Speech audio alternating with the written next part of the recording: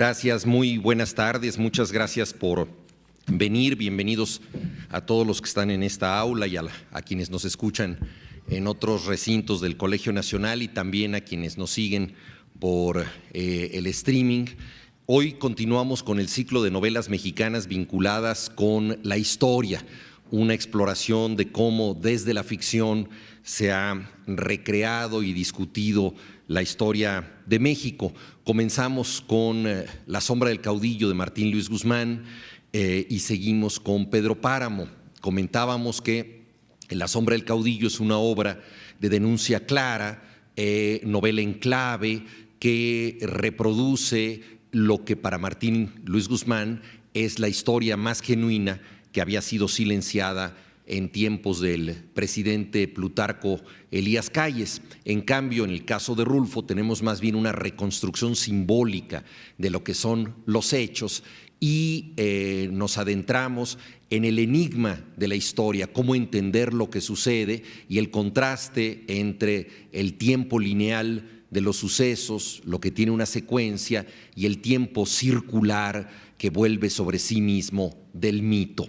Y ahora pasaremos a una novela inusual en la tradición mexicana porque es el reverso paródico de la novela de la Revolución, es la gran irrupción del sentido del humor y de su rebeldía en la cultura mexicana, algo que no ha sido tan usual y que Jorge Ibargüengoitia patentó como un sello propio. Entonces es una obra sumamente distinta a las otras, fascinante y que de alguna manera contó desde el principio con el favor de los lectores, pero que ha tardado en ser cabalmente entendida. Jorge Ibargüengoitia nació en 1928 en Guanajuato. Por el año y el lugar de nacimiento parecía predestinado a interesarse en sucesos históricos. El año es el de la muerte del general Obregón y el lugar de nacimiento es el de la cuna de la independencia. Iba a dedicar Jorge Ibargüengoitia obras tanto a la muerte de Obregón, su obra de teatro El atentado, como a el surgimiento de la independencia en la novela Los pasos de López. Entonces, casi desde su origen hay una suerte de predestinación. Por supuesto que los escritores lo que hacen es tratar de encontrarle lógica retrospectiva a las cosas. Ciertamente en la infancia no pensó que estaba predestinado para escribir estas cosas, pero en cuanto se convirtió en escritor y al revisar algunos asuntos de su interés, seguramente se dio cuenta que este año canónico para él, puesto que era el de su nacimiento, 1928, de alguna manera tenía que ver con lo que iba a ser su ejecutoria literaria.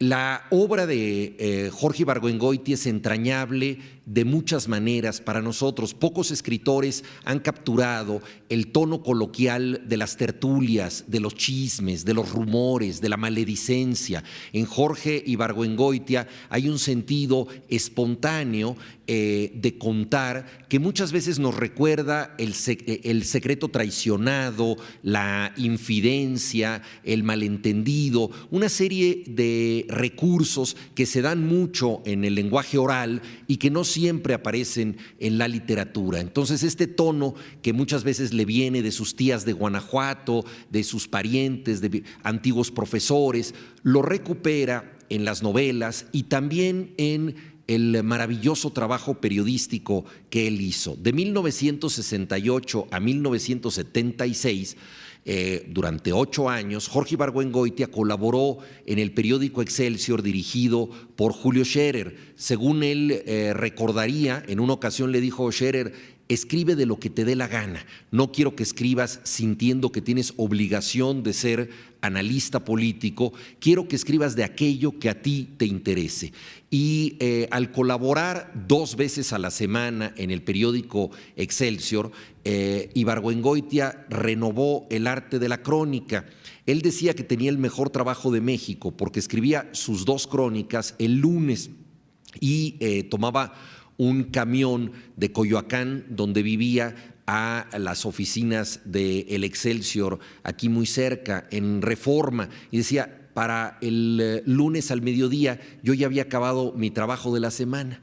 Entonces realmente era un trabajo que a él le parecía extraordinario. Y se ocupó efectivamente, siguiendo la audaz y al mismo tiempo sagaz invitación de Julio Scherer, a escribir de temas que llamaban su atención y que no necesariamente eran noticiosos. Por ejemplo, cambió de sentido la calle de Francisco Sosa, que hacía esquina con la pequeña calle donde él vivía, la calle de Reforma en Coyoacán, y entonces dice, cambió el sentido de la calle y cambió el sentido de mi vida. Y analizaba la calle y cómo al cambiar de sentido todo era diferente para él. Era como vivir en reversa, como vivir de una manera diferente. Otro artículo era sobre las goteras de su casa y decía, será porque nací bajo el signo de Acuario que siempre he tenido problemas con la humedad, ¿no? Y entonces a partir de esta predestinación astrológica nos hablaba de los problemas que tenía con las goteras, la impermeabilización, etcétera. Inventó un personaje que se llamaba Eudoxia y que era su sirvienta y que en realidad resumía a muchas de las personas que habían trabajado en su casa, y en una ocasión se fue de vacaciones a su pueblo Eudoxia y él escribió una crónica que se llamaba Las vacaciones de Eudoxia, y en donde él se sentía tremendamente tranquilo porque no había nadie en su casa que lo ayudara, y entonces en realidad Eudoxia era una especie de deidad furibunda que lo estaba todo el tiempo persiguiendo con cosas que él no necesitaba, y ella estaba con una mirada vigilante esperando que él le dijera algo, y si no tenía nada que hacer lavaba un bote de metal durante 3 o 4 horas, y él decía, pero este trabajo ¿por qué lo hace? A nadie le importa, pero así era Eudoxia. Entonces cuando se iba había una rara calma y decía, qué ventaja que nadie te ayude. Ese tipo de reflexiones domésticas integraban las crónicas de Jorge Ibargüengoitia. No faltaban las crónicas de viaje y unas de ellas fueron recogidas con el elocuente título de Misterios de la vida diaria. Eso era justamente lo que recuperaba Ibargüengoitia, la forma en que nos relacionamos con los demás a partir de los claxonazos que da el vecino, de la persona que en forma inopinada toca el timbre de la casa, de las confusiones que nosotros tenemos en la calle, etcétera. Él decía, por ejemplo, respecto a sus propias aficiones, se me olvida que cada 4 años se me olvida que no me gusta la ópera. Entonces reincidía en algo que no le gustaba, se aburría terriblemente y hacía una crónica muy divertida de la ópera, género que nunca estuvo a su alcance, que nunca le gustó. Entonces esta manera entrañable de escribir nos fue llevando a un personaje que era Jorge Ibargüengoitia y que escribía rigurosamente en primera persona. No es casual entonces que cuando vino el golpe que el presidente Luis Echeverría le dio al periódico Excelsior, salió Julio Scherer junto con todos sus colaboradores, o al menos los más leales y cercanos, y fundaron después la revista Proceso.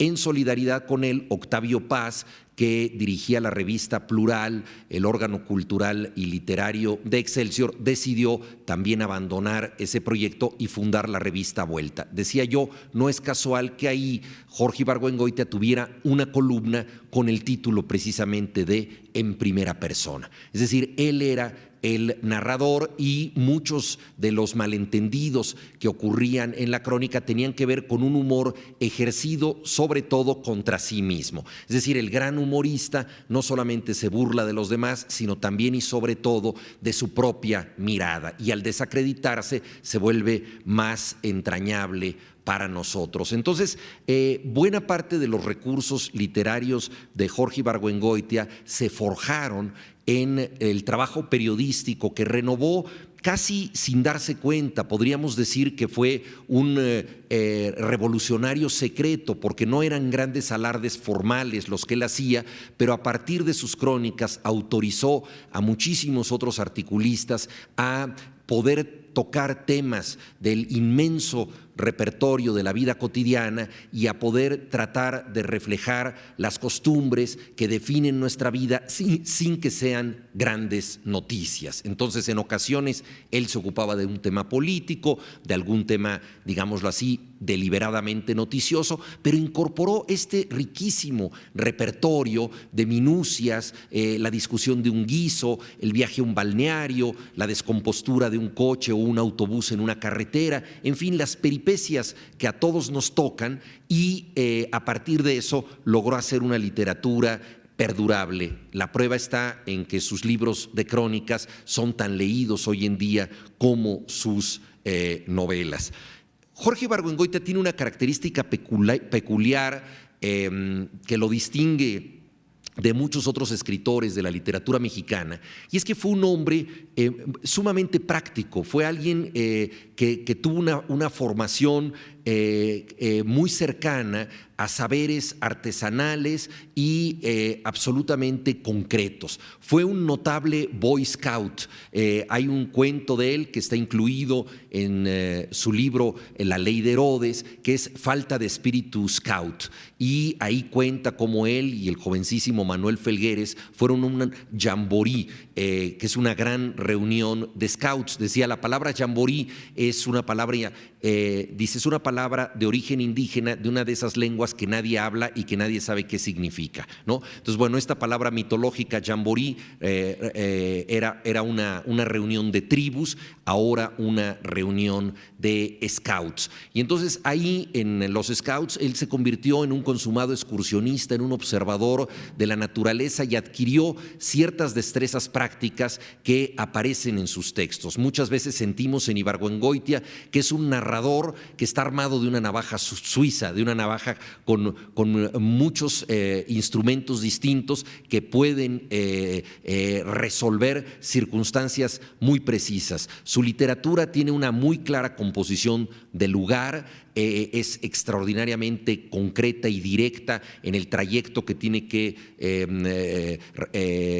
recorrer un personaje, en el sitio donde está. Hay una composición muy marcada de los espacios, con un sentido y una orientación de alguien que tiene una imaginación práctica y concreta, forjada en su infancia en los scouts y perfeccionada en la carrera de ingeniería que estudió.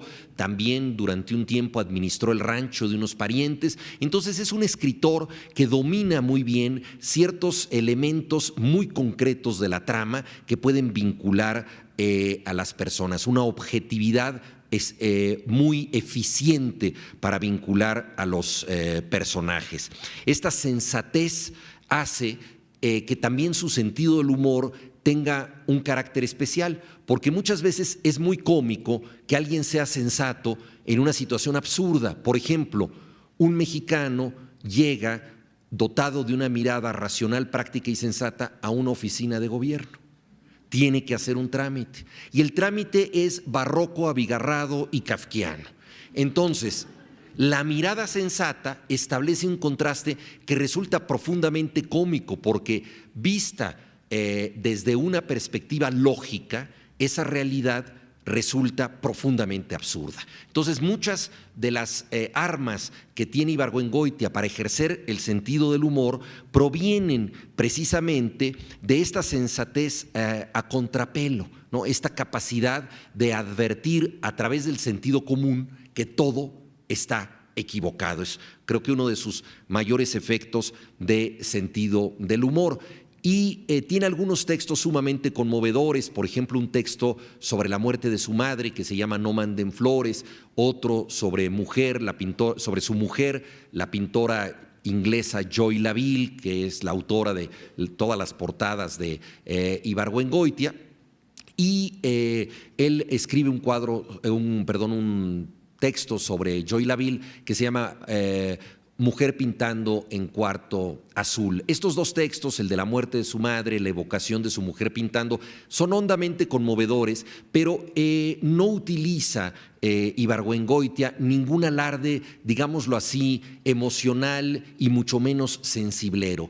Hace una evocación tranquila, exacta, precisa de lo que siente al recordar a estas dos mujeres tan significativas para él, y a través justamente de esta sencillez ajena a toda grandilocuencia nos conmueve. En ese sentido fue siempre alguien que utilizó el lenguaje de manera económica, de manera austera y sumamente precisa. Así logró conmovernos y así logró hacernos reír. Sus tramas tienen esta eficacia de relojería también del hombre práctico. Son tramas que duran lo correcto. Él se quejaba de que sus novelas, que le costaban 2 años de escritura, se pudieran leer en 2 horas, ¿no? Porque son de una muy clara elocuencia y tienen la contención, el rigor y la brevedad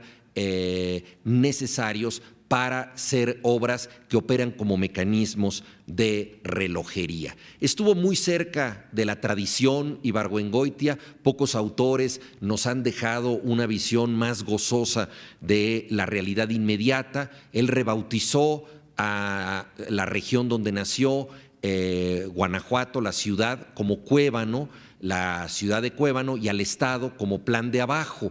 Y ahí él nos registró y recuperó costumbres, hábitos, rumores, frases hechas. Entonces fue alguien muy cercano, digámoslo así, a la evocación antropológica de los lugares, pero al mismo tiempo estuvo dotado de una mirada muy irreverente. Entonces en él advertimos esta tensión fructífera entre el registro de lo habitual, el registro de lo canónico, lo arcaico, lo atávico, y la mirada que lo pone en cuestionamiento, que establece una crisis de la costumbre, y es ahí donde juega sus mejores cartas, en esta tensión pues entre lo habitual que conoce también y la mirada que se burla de ello. Refiriéndose a la tradición, en alguna ocasión dijo: a fin de cuentas, todos nosotros somos sitios arqueológicos, cada persona está hecha de tantas cosas que es en sí misma un sitio arqueológico,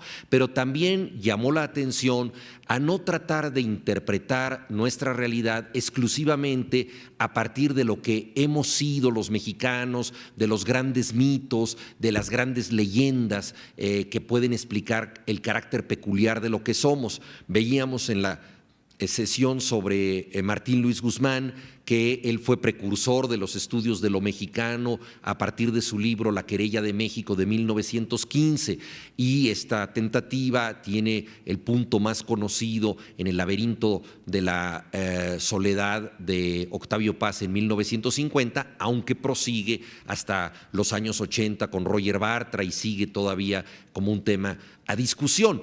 Pero ya en tiempos de Ibargüengoitia, en los años 60, había una cierta saturación de esta discusión, y él decía: no puede ser que me expliquen el presente a partir exclusivamente de una larga tradición de lo que ha ocurrido en el pasado. Y decía: a fin de cuentas, los funcionarios mexicanos contemporáneos tienen que ver más con la mercadotecnia y con Walt Disney, ¿no?, que con el imperio azteca. Entonces decía: ubiquémonos también en el presente. Menciono esto porque por un lado nos dice todos somos sitios arqueológicos, por otro lado nos dice también nosotros estamos abiertos a influencias muy diferentes a lo que es lo mexicano. Entonces, en este punto de confluencia, en esta encrucijada, están las líneas de fuerza que informan la literatura de Jorge Ibargüengoitia.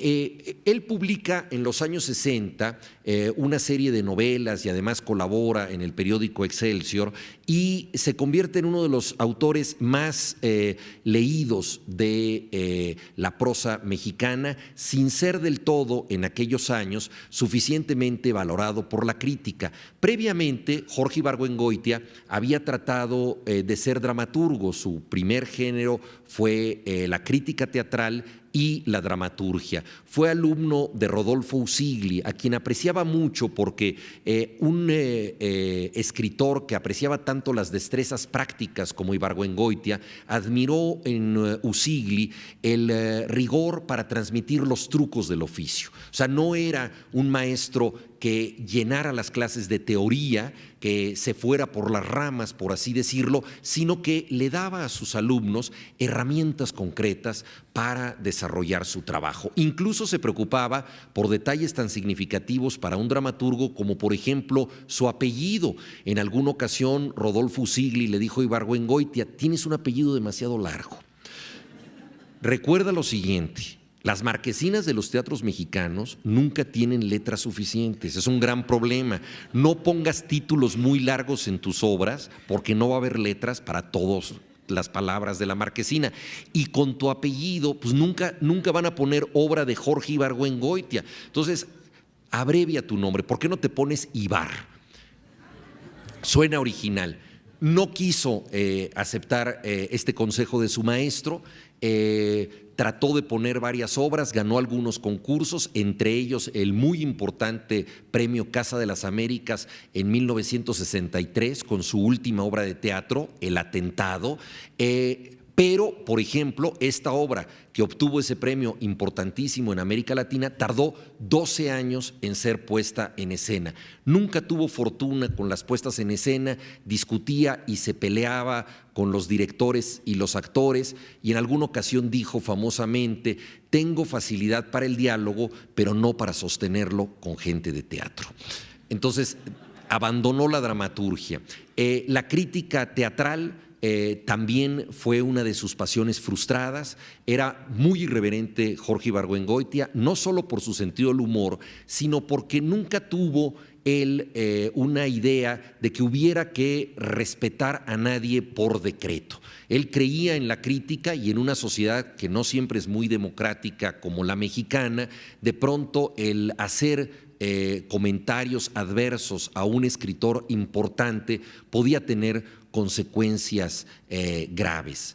Asistió a una representación de una obra de teatro de Alfonso Reyes y escribió una reseña en la revista de la universidad, entonces muy leída, que fue entendida por algunas personas del medio literario como un ataque demasiado agresivo hacia uno de los principales escritores mexicanos, Alfonso Reyes. Entonces, Carlos Monsiváis escribió una crítica muy elocuente respondiendo a Ibargüengoitia, defendiendo a Alfonso Reyes, y a partir de esta réplica de Carlos Monsiváis, Ibargüengoitia decidió no escribir más crítica teatral, se jubiló también en ese género. Entonces, tenemos nosotros a una persona que al llegar a los 30 y pocos años, había transitado por varias profesiones, había tratado de administrar un rancho, había estudiado ingeniería, había probado suerte como dramaturgo,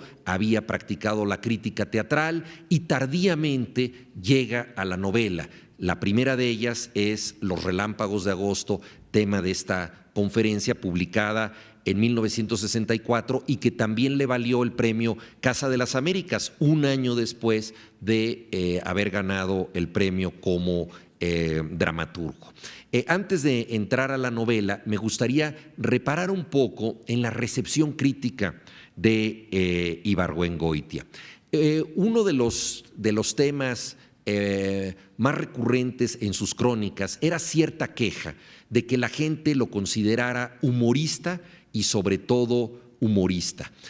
Solía discutir con el público de manera bastante peleonera. Tiene una crónica que se llama El autor ante el público airado. Participó en un ciclo de conferencias muy importante en Bellas Artes que se llamaba Los narradores ante el público, y ahí se enfrascaba en discusiones que podían llevar, por ejemplo, a este tipo de esgrima verbal. Alguien lo criticaba por alguna razón y entonces él decía: bueno, ¿cuánto pagó usted por asistir a esta conferencia? Decía la gente: no, pues es gratis. Bueno, si es gratis, no espere mucho de mí, ¿no?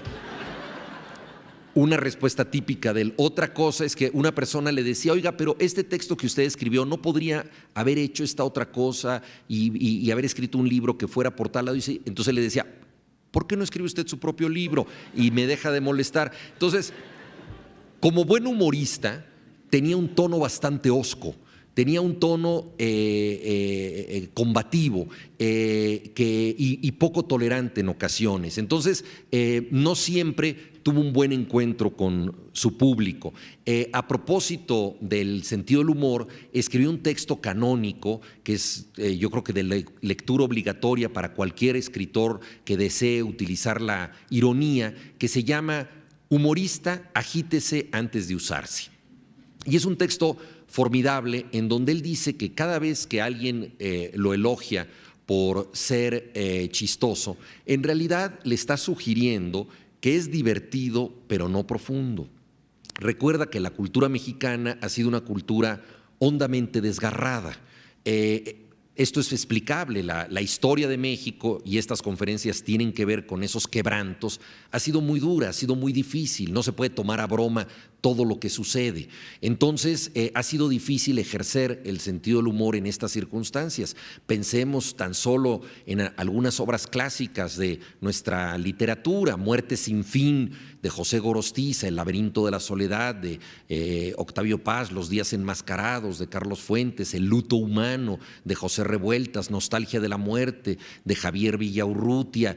Parecería que la literatura mexicana está consagrada, ¿no?, a los grandes temas desgarradores, ¿no? Y en cierto modo así ha sido. Entonces, Ibargüengoitia trató de hacer un ejercicio que creo que tardó en ser comprendido, que consiste en lo siguiente: no en banalizar la historia, no en frivolizarla, sino en demostrar que en circunstancias adversas el sentido del humor puede tener un papel sin que estas circunstancias dejen de ser descritas como adversas. Es decir, él entendió la fuerza rebelde del humor para decir: no podemos claudicar a ciertos placeres por el hecho de que hayan ocurrido quebrantos y dolores. Precisamente porque vivimos días de zozobra, el escritor puede hacer el trabajo resistente de preservar la risa, de preservar el humor. No es posible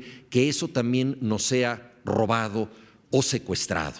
Entonces, entender el humor como un elemento de rebeldía es algo muy significativo. En alguna ocasión, otro gran humorista, Augusto Monterroso, dijo que el principal objetivo del humorista es hacer pensar y a veces hasta hacer reír. Es decir, para Monterroso, el humor es un atributo de la inteligencia que nos revela algo que no habíamos advertido antes, que, digamos, dobla la realidad en un pliegue disparatado y podemos comprender las cosas de otro modo y así entendemos mejor el mundo. A veces eso incluso nos da risa, pero lo más importante es esta posibilidad de ver el absurdo de la realidad, la gran broma del destino. Entonces, esta apuesta de Ibargüengoitia, que de algún modo está resumida en ese texto canónico humorista, Agítese antes de usarse, tardó en ser comprendida. Quisiera acudir al expediente de la anécdota personal, porque estamos ante un autor que se caracterizó precisamente por ser un maestro de la primera persona. En los años 80, fines más o menos de esa década, asistí a un congreso sobre traducción y literatura en el Colegio de Michoacán, en la ciudad de Zamora. Se habló de muchas cosas y, como suele ocurrir en los congresos, lo más importante no ocurrió durante las ponencias, sino ya en las horas de descanso en que en una terraza alguien trajo una providente botella de tequila y empezamos a discutir de literatura. Y de manera absolutamente natural, todos los presentes dimos con la figura de Ibargüengoitia y cada uno de nosotros empezó a relatar anécdotas, ya sea de sus crónicas, de sus cuentos o de sus novelas. Y era como si todos nosotros estuviéramos hablando de un pariente, el más disparatado y estrafalario de nuestra tribu, que nos había legado una cantidad de anécdotas fabulosas. Yo me pregunté si algún otro escritor mexicano nos podría unir de manera tan íntima y podía ser tan entrañable para nosotros, y llegué a la conclusión de que no, era realmente, digámoslo así, el gran tío mítico de todos nosotros, Jorge Ibargüengoitia. Y sin embargo, un detalle curioso: ninguna de las personas que participaban en esta tertulia había escrito sobre Jorge Ibargüengoitia, yo incluido. Entre estas personas había gente que algunos años después, iban a ser muy significativos en el campo cultural mexicano. Uno dirigió la Academia de la Lengua, otro el Fondo de Cultura Económica, otro Difusión Cultural en la universidad, otro más el periódico El Universal, otro hizo un diccionario del español de México, en fin, gente muy importante en la recepción de la cultura. No se trataba tampoco de lectores complacientes que estuvieran hablando del bestseller que hubieran leído por equivocación, ¿no? Sabemos que los hombres cultos solo leen obras clásicas. Entonces, en este caso, a veces cuesta trabajo confesar, ¿verdad? Leí una novelita que me divertía mucho, ¿no? Casi siempre cuando se le pregunta a un pensador significativo qué está leyendo, dice estoy releyendo, ¿no? La Eneida o la Ilíada, algún libro de prestigio garantizado. Menciono esto, bromas aparte, por un tema importante. Ibargüengoitia era muy leído, no como el bestseller que leen las personas que habitualmente no leen, ¿no? No era ese tipo de autor que de pronto puede, por excepción, atraer un público ajeno a la cultura de la letra. No, era muy leído por lectores exigentes y, sin embargo, no era muy frecuentado por la crítica. En 1997, Víctor Díaz Arciniega, un gran filólogo mexicano, y yo hicimos la edición crítica de El atentado, la última obra de teatro de Ibargüengoitia, y Los relámpagos de agosto, dos obras que tienen que ver con la Revolución Mexicana, para una colección de la UNESCO, que es la colección Archivos, que trata de fijar de manera canónica a autores digamos, lo así, que están en el canon, ¿no?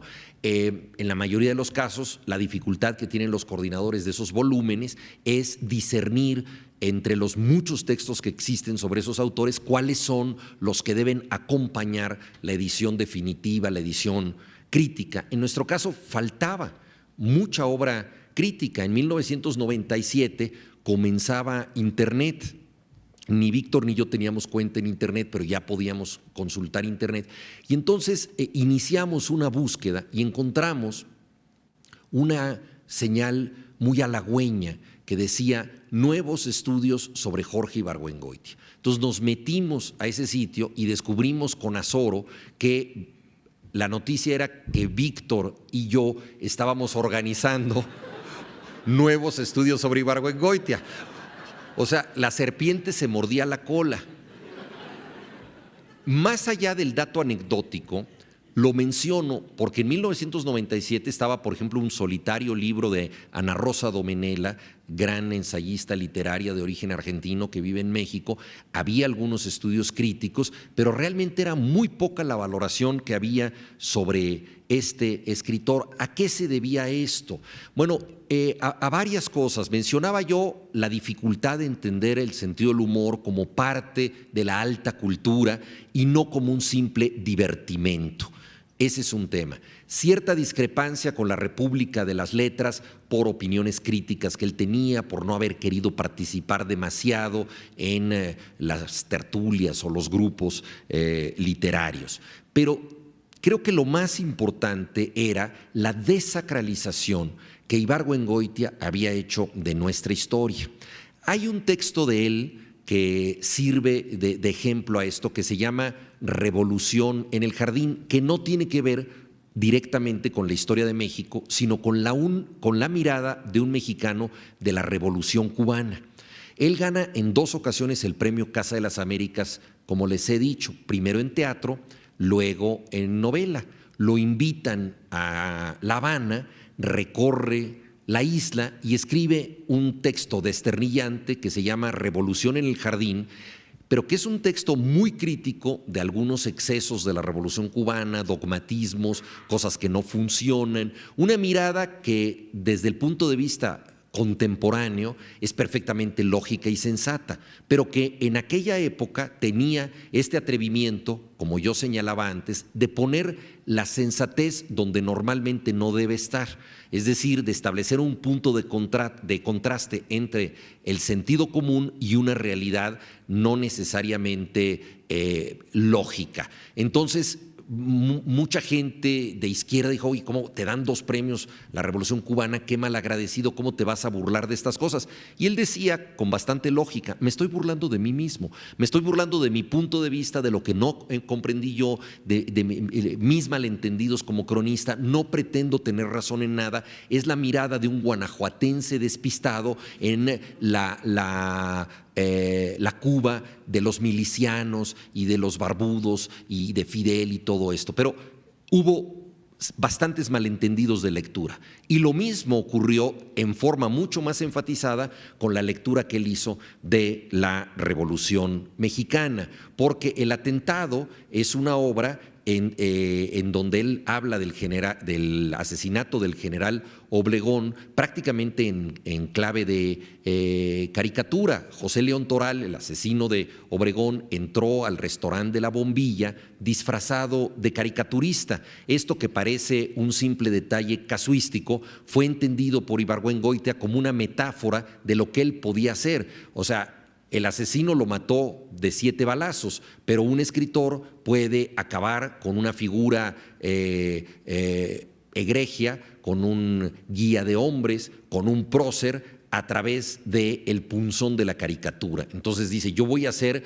lo que en realidad la crítica que no hizo el caricaturista, porque iba como caricaturista al banquete, pero para matar al general, yo lo que voy a hacer es un ajuste de cuentas a través de la caricatura. En esta obra, de manera deliberada, todos los personajes desempeñan varios papeles. Los políticos también son policías, también son periodistas. Es una especie de ronda de las suplantaciones. El maestro de Ibargüengoitia, Rodolfo Usigli, había escrito su obra magna, El gesticulador, que trata de la capacidad de un político mexicano de asumir distintas identidades. Es un maestro del simulacro, es alguien que camaleónicamente asume identidades según su conveniencia, es un gesticulador. En el caso del atentado, todos son gesticuladores, todos tienen distintos papeles que cumplir.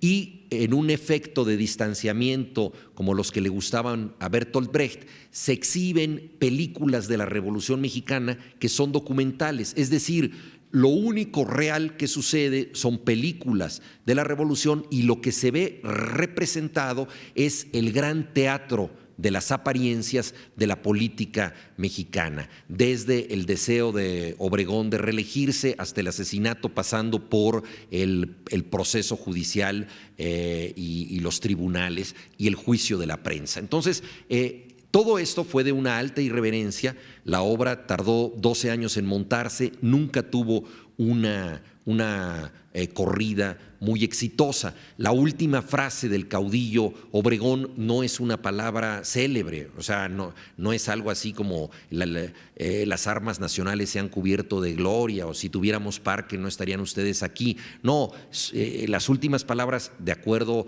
a Ibargüengoitia, son unas que le dirige un mesero y le dice, estoy muy lleno, no me traiga cabrito, ¿no?, sino unos frijoles.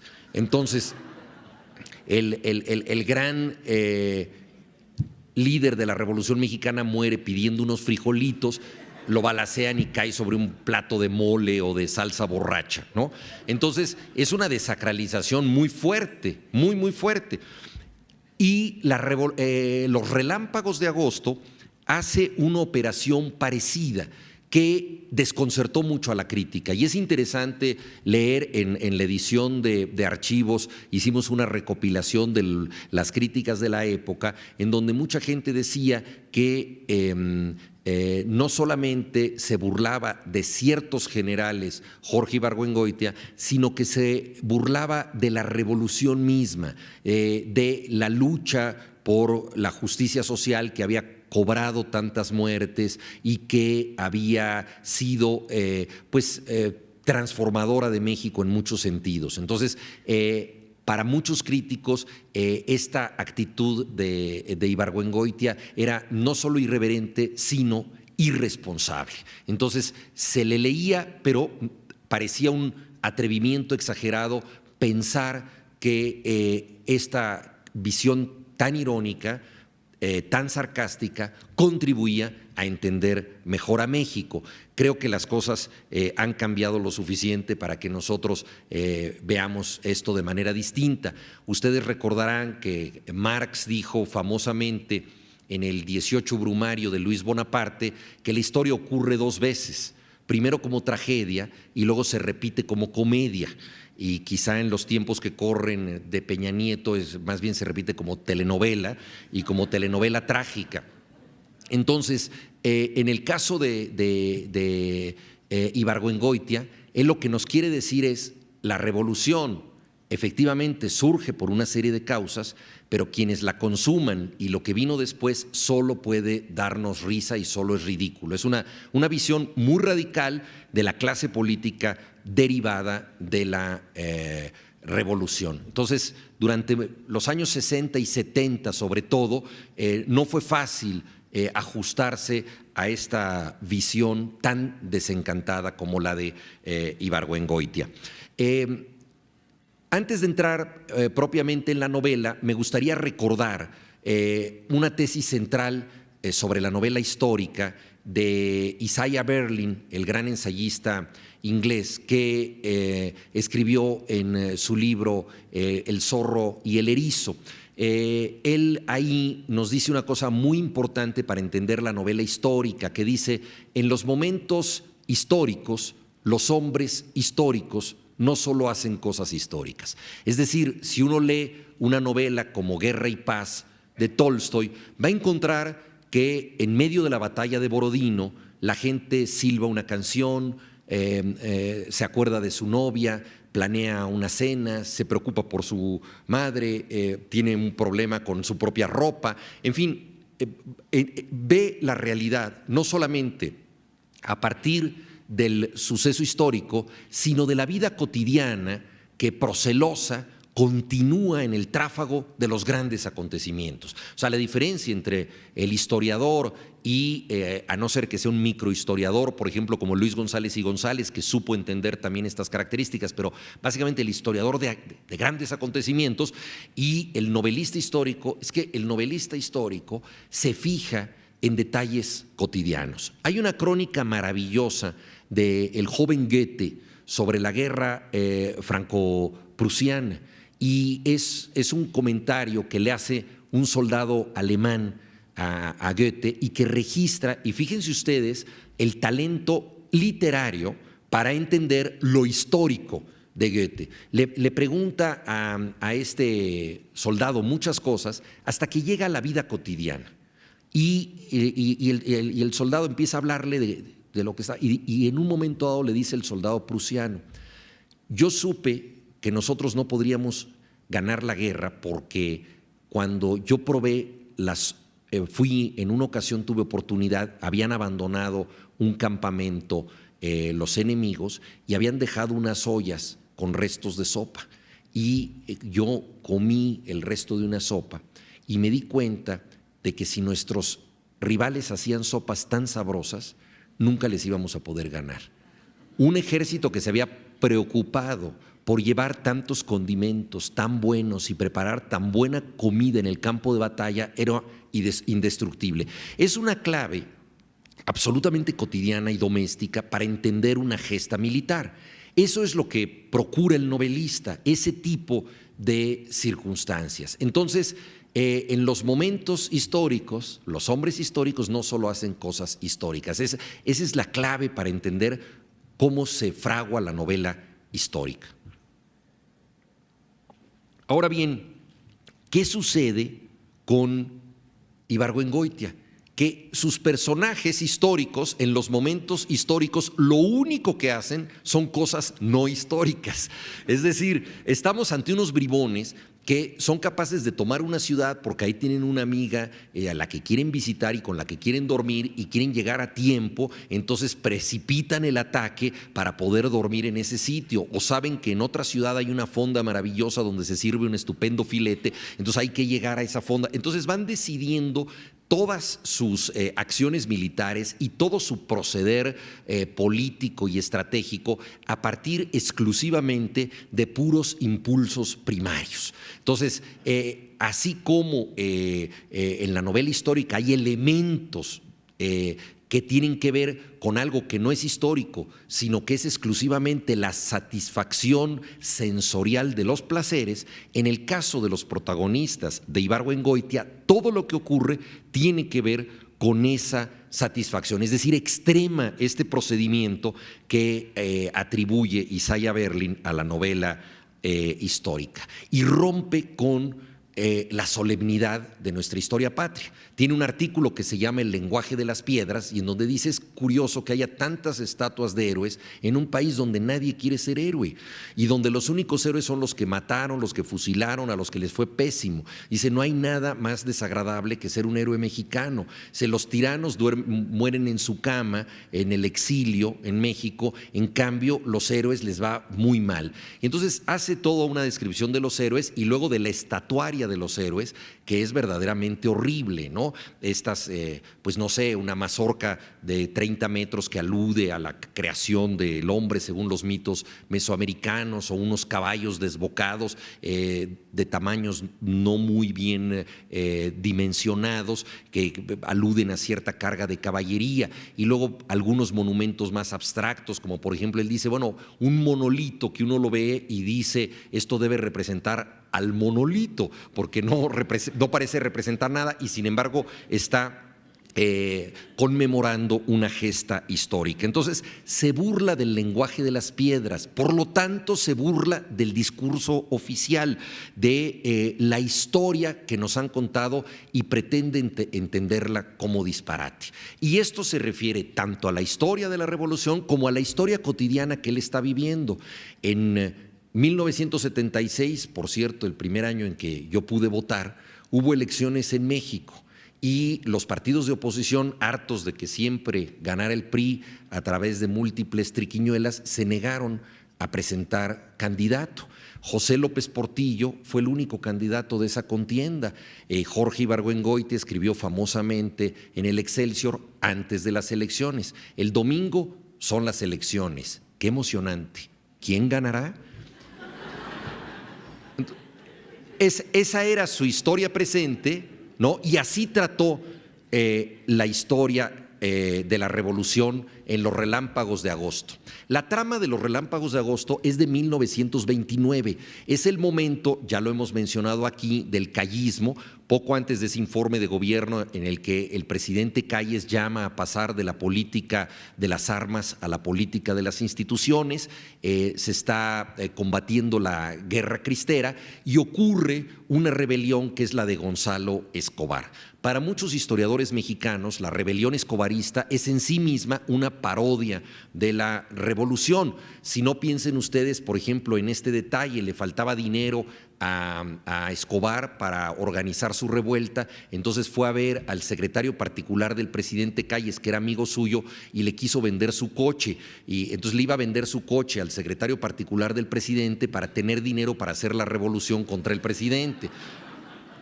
Ya en sí misma era una parodia, ¿no?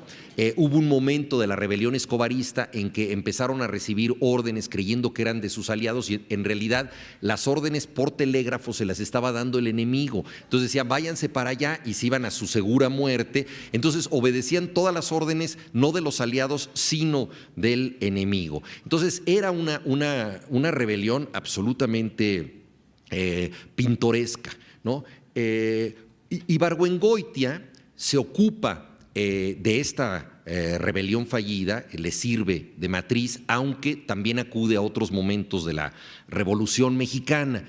Y yo creo que él hizo algo que no fue advertido durante mucho tiempo por la crítica, que es no nada más hacer una caricatura de la Revolución Mexicana, no, sino actualizar uno de los géneros más fecundos de la lengua española y darle una nueva estatura, que es el género de la tradición picaresca. La tradición picaresca que nosotros conocemos por El Lazarillo de Tormes y por otras obras, y que se basa en ciertos procedimientos que recupera Ibargüengoitia. La novela picaresca ocurre en primera persona, como las obras de Ibargüengoitia. Tiene como característica que el protagonista es un oportunista que está buscando tener nuevos amos que lo lleven a mejor situación. Es decir, es un tunante que siempre quiere mejorar su suerte, quiere cambiarla, y la forma de hacerlo es tener otro patrón. La literatura picaresca, según ha dicho Francisco Rico, uno de los máximos estudiosos del género, es episódica precisamente por esto, porque para cambiar de un patrón a otro, eso implica cambiar de acción. Entonces te va a ir mejor con otro amo, abandonas al anterior y te suceden cosas diferentes. Entonces es esa estructura episódica la que tiene el género de la picaresca. Siempre se tienen empleos pasajeros, ¿no?, en la búsqueda de mejoría. Y esta es una característica central tanto de la novela picaresca tradicional como de Ibargüengoitia. Obviamente, para pasar de un amo a otro no hay lealtad alguna. Es un género, dice Francisco Rico, de poco honor. No, se habla de la negra honra en la tradición picaresca. La honra es algo oscuro, es algo reprobable, porque si la ejerces te impide traicionar a tu amo y de manera acomodaticia buscar a otro. Entonces, en todo esto, los generales y políticos de los Relámpagos de Agosto son idénticos a los pícaros de la tradición del Siglo de Oro. Ahora bien, lo interesante es que, según Mikhail Bakhtin, gran estudioso de la figura del carnaval en la literatura y la figura del pícaro, casi siempre el pícaro es una figura marginal de la sociedad. Es el bufón, es el tonto, es el loco. Es decir, es alguien que por necesidad tiene que hacer lo que hace, y de esta manera se justifica, y en cierta forma quien lo lee lo comprende, porque todo lo que ha hecho lo ha hecho porque no le queda otro remedio. Es decir, es un género de pordiosería, y la manera de obtener limosnas de la vida es tener patrones diferentes. ¿Qué sucede con Ibargüengoitia? Que sus pícaros no son las figuras marginales de la sociedad, por el contrario, pertenecen a la élite y configuran la sociedad. Son, como diríamos con Martín Luis Guzmán, los de arriba, a diferencia de los de abajo, de Mariano Azuela. Y otra cosa interesantísima en Ibargüengoitia: no solamente sus figuras pícaras no son marginales, sino que no se trata de figuras de contraste. Normalmente el pícaro es uno en un mundo que no le pertenece. Digamos, llega a una mansión, llega a un castillo como lacayo y empieza a relacionarse con gentes diferentes, y él, que viene de una situación marginal, se convierte en una especie de espejo deformado de todos los demás, como los espejos de las ferias, distorsiona las reacciones de los demás porque no entiende muy bien esas costumbres. Entonces es un efecto de contraste el pícaro. En cambio, en Ibargüengoitia todos los personajes son pícaros, no hay uno que no lo sea, todos. Esa es la sociedad, y no actúan por necesidad, sino por otra fuerza impulsora, que es el cinismo, ¿no? Es el cinismo que los hace pasar de un amo a otros. Al igual que en el caso de los pícaros, ninguna negra honra empaña su juicio. O sea, no tienen problemas con la honra. Recordemos a un gran filósofo del sistema político mexicano, Gonzalo N. Santos, que dijo: la moral es un árbol que da moras, ¿no? O sea, no es más que eso, no es más que eso. Entonces, así son los generales de Ibargüengoitia. La moral es para ellos un árbol que da moras. En toda la novela nosotros vemos que hay una confusión de lo público y lo privado.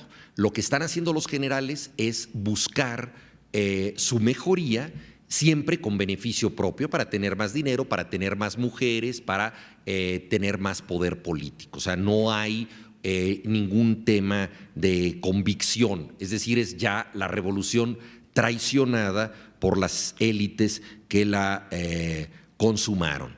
Y el gran tema de toda la novela es lo que Martín Luis Guzmán dijo en una entrevista, y yo lo mencioné en la conferencia correspondiente, que es la gran preocupación del sistema político mexicano surgido de la revolución, que es quién es el próximo presidente. O sea, de eso se trata la novela entera, quién es el próximo presidente, qué tan cerca estoy de él, ¿no? Había una frase que se usaba mucho en tiempos del tapado, ¿verdad? Que destapaban a alguien y la gente decía, ¿cómo te fue de destape? ¿No? Porque de acuerdo al sistema de favores y al patrimonialismo mexicano, ¿verdad? Alguien podía ser primo del hermano, del tío, del cuñado, del jardinero, del secretario particular del nuevo presidente, y ya con eso ya la habías hecho, ¿no? Entonces, ese sistema, ¿verdad?, de complicidades que ha establecido la gran familia revolucionaria es el que detecta Ibargüengoitia, y entonces la trama de los Relámpagos de Agosto tiene que ver con estos generales que están buscando quién es presidente. La novela se le ocurrió a Ibargüengoitia leyendo leyendo biografías y autobiografías de generales de la Revolución Mexicana. Aquí en la calle de Donceles, él se hizo de buena cantidad de memorias de militares que en los años 50 publicaron su versión de los hechos ya muy tardíamente y trataban de ganar a través de la palabra lo que habían perdido en el campo de batalla. Muchas de estas obras se habían escrito directamente en contra de alguien que a su vez ya había escrito otra obra, ¿no? Entonces, siguiendo este esquema, Ibargüengoitia postula que su narrador es un general que es José Guadalupe Arroyo, que se está tratando de vengar de un enemigo jurado que es el Gordo Artajo, que ha escrito cosas oprobiosas de él. Entonces, tenemos pues una obra en donde un general se quiere justificar de un ataque previo. Y el libro que más influyó en Ibargüengoitia es un libro real que se llama Los gobiernos de Obregón a Calles y regímenes peleles derivados del callismo, de Juan Gualberto Amaya. Observen ustedes que las iniciales de José Guadalupe Arroyo son las mismas que de Juan Gualberto Amaya, ¿no? Entonces, sigue ahí. Por su parte, Juan Gualberto Amaya escribe contra una obra que él llama rastrera de Froilán C. Manjarrés, que es La Jornada Institucional. Es muy curioso cómo escribe Amaya, porque, por ejemplo, dice, se basa en Manjarrés para decir entonces llegaron tantos efectivos que tenían tantos cañones y tantas cosas, toma como bueno un dato escrito por Manjarrés y luego agrega, si hemos de creer a ese usurpador que no sabe nada, ¿no? Entonces es muy curioso cómo va tomando informaciones y las va criticando, y muchas de las cosas que dice en realidad nosotros las entendemos al revés. El gran truco literario de Ibargüengoitia es que cuando José Guadalupe Arroyo se realza a sí mismo y se ufana de su buena educación, nosotros entendemos todo lo contrario. Por ejemplo, dice, algunas personas han dicho que yo no tuve buena educación, pero yo les debo asegurar a ustedes que acabé la primaria hasta con elogios de mis maestros, ¿no? Entonces, como si fuera un currículum académico perfecto. Naturalmente nosotros pensamos, pues no tiene una gran preparación. Entonces, lo que nos dice para defenderse se convierte en su acta de acusación. Es algo muy interesante porque no es fácil escribir de esa manera, que el lector entienda justamente lo opuesto a lo que pretende decir el personaje. Veamos dos pequeños pasajes, uno de Amaya y otro de Arroyo. Entonces, Amaya dice lo siguiente, fíjense ustedes, puedo decir con satisfacción que por un dictado de mi manera de ser y de mi propia conciencia nunca han podido ofuscarme los más justificados rencores ni las pasiones a un grado que puedan arrastrarme a cometer crueles venganzas que en mi sentir nunca dignifican ni mucho menos elevan al hombre. O sea, se echa todo este cebollazo, ¿no? Este autobombo, y nosotros decimos, bueno, a ver, alguien que se elogia de tal manera probablemente está exagerando un poco, ¿no? Y Arroyo dice lo mismo. Por ejemplo, mi honradez a toda prueba, que en ocasiones llegó a acarrearme dificultades con la policía, mi simpatía personal, que para muchas personas envidiosas resulta insoportable, ¿no? Entonces, naturalmente, nosotros no le creemos ni al uno ni al otro, ¿no? De esta manera tan exagerada como se defienden ellos. Entonces, lo que es significativo, pues, es que aquí no estamos nosotros viendo a los pícaros que operan por necesidad, sino a los encumbrados que lo hacen por cinismo. Es una variante extraordinaria de la novela picaresca y no pocos autores logran reciclar un género que desde el siglo de oro es fundacional de nuestra literatura. Y eso fue lo que hizo Jorge Ibargüengoitia, y creo que la crítica tardó en ver que su sentido del humor tenía una honda raigambre en la tradición más señera del género. Y en este paso de la necesidad al cinismo, pues lógicamente nosotros podemos recordar frases célebres de políticos mexicanos, por ejemplo, la de Carlos Jan González, ¿no?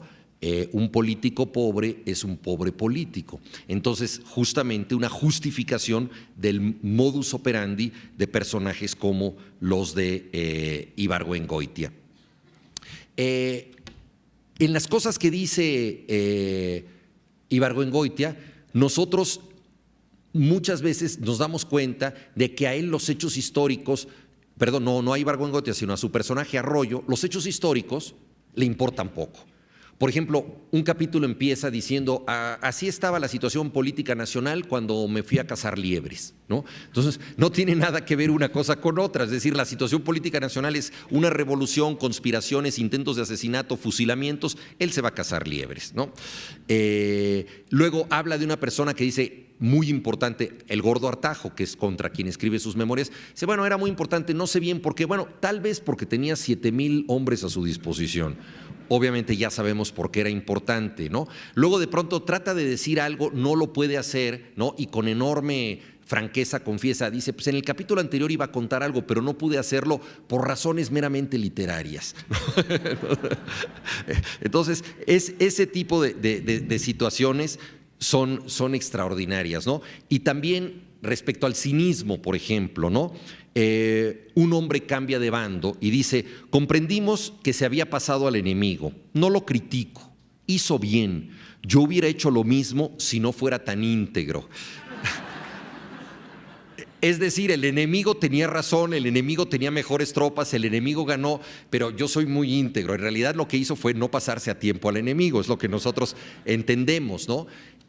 Otro personaje dice que tan brillante porvenir hubiera tenido si no hubiera estado de nuestra parte, ¿no? Entonces también lo mismo, ¿no? Es decir, ellos están en el bando derrotado y por eso escribe las memorias. Ahora bien, las peripecias comienzan de manera muy interesante con el robo de una pistola. Este robo de la pistola también está tomado del libro de Amaya y la novela concluye con el resurgimiento de este episodio de la pistola. Está en un vagón ferrocarril, en un vagón de ferrocarril Arroyo, regresando a la capital y coincide con un revolucionario en desgracia, se van a comer al vagón comedor y él de manera descuidada deja una pistola con cacha de concha nácar en su compartimiento del pullman. Su amigo se levanta de la comida y dice que va al baño y en realidad desaparece. Cuando él regresa a su compartimiento se da cuenta de que le han robado la pistola. Entonces dice, no puede ser, es un desgraciado este tipo, jura vengarse de él. Entonces él siente que la revolución le ha quitado algo, una pistola, pensamiento sumamente primitivo, ¿no? Y que está pensando exclusivamente en su relación personal con los sucesos.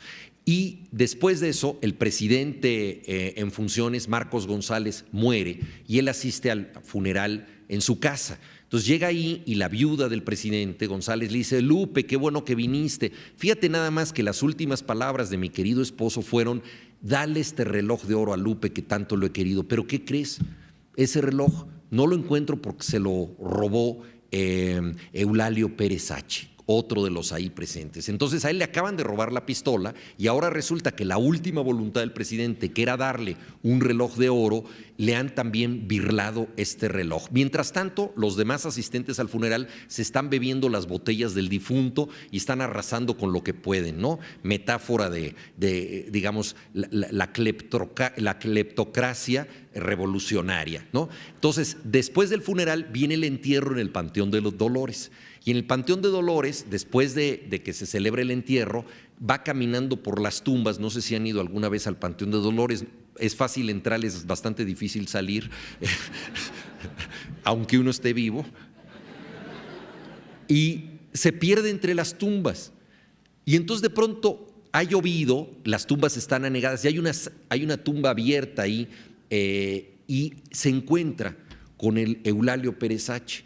Y entonces Eulalio dice: ¿qué óvole, Lupe? Qué gusto de verte. Y él se acuerda del robo de la pistola, con el que nada tiene que ver con este señor, pero ya se siente despojado, y lo del reloj de oro, y entonces lo empuja a una fosa abierta llena de lodo y ahí lo deja, y el otro le grita: sácame de aquí, luego le grita groserías y él lo deja ahí en el Panteón de Dolores. Al día siguiente se entera con estupor que Eulalio Pérez H. ha sido nombrado presidente interino de México. Entonces, ahí se fragua su desgracia. Pero vean ustedes cómo todo tiene que ver con peripecias personales perfectamente trabadas por Ibargüengoitia, ¿no? Y la novela desemboca, después de muchísimas peripecias, en la circunstancia en la que José Guadalupe Arroyo está a punto de ser fusilado, pero resulta que el hombre fuerte de la revolución en ese justo momento es quien le robó la pistola.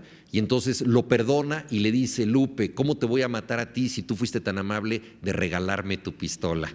Entonces, en realidad, lo que era un robo se convierte en un regalo de la víctima y como estaba en deuda con él, así se salva. Entonces, vean ustedes cómo se construye esta trama. Por otra parte, ¿qué pasa con Pérez H? Lo nombran presidente interino, suficiente desgracia para Arroyo. Y poco después la viuda le manda un telegrama y que le dice: Lupe, ¿qué crees? Ya encontré el reloj, estaba perdido. O sea que, pero vean ustedes cómo construye la historia. Dice: claro, y entonces así supe que no me había robado el reloj, pero no por eso deja de ser un ratero.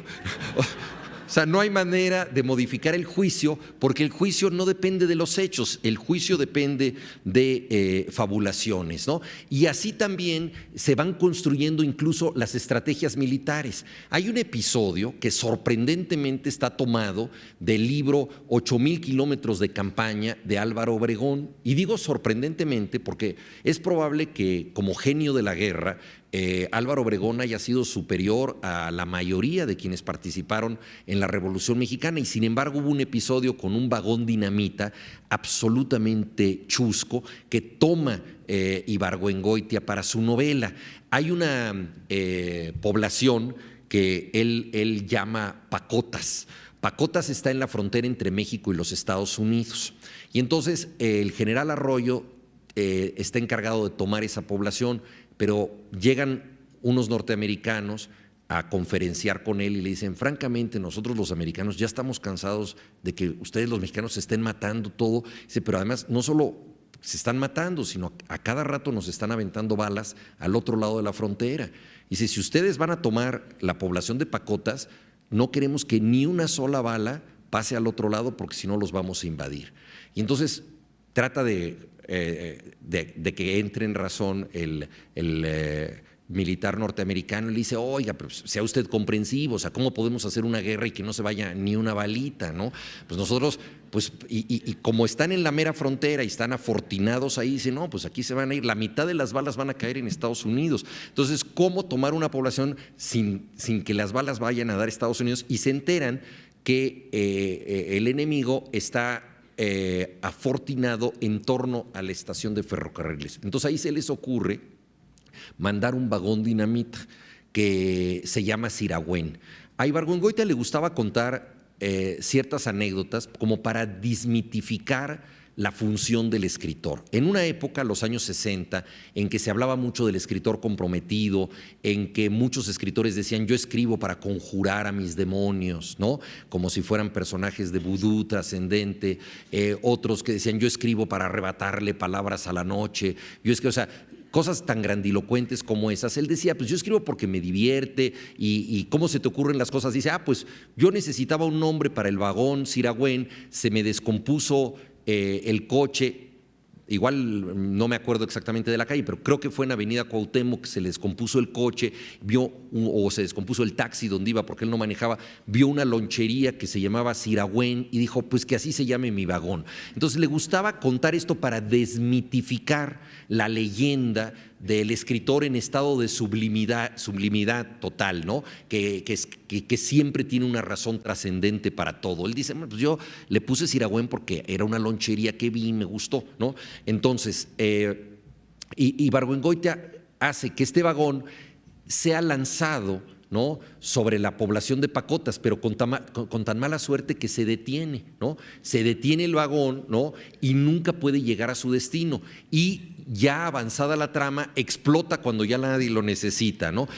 Ahora, este detalle tan chocarrero proviene de una documentación real de uno de los mejores generales de la Revolución Mexicana. Entonces, muchas de las cosas que nosotros estamos viendo en la novela, por distorsionadas que parezcan respecto a la realidad, tienen que ver mucho con ella. Por ejemplo, también es un momento en que los generales empiezan a conspirar para crear el partido único, porque dicen, tenemos tantos partidos que es muy difícil ya decidir los bandos y todos estamos cambiando siempre de bando, ¿no? Y estamos todos sospechando unos de otros. Es la época, como en La sombra del caudillo, en que los generales empiezan a vestirse de civiles y se dan estos cuádruples abrazos que hasta la fecha existen, quizá por inercia, en la política mexicana, que en realidad es una manera de esculcar al amigo para ver si no tiene armas, ¿no? Entonces, son estos cuádruples abrazos, ¿no?, que son cateos, ¿no?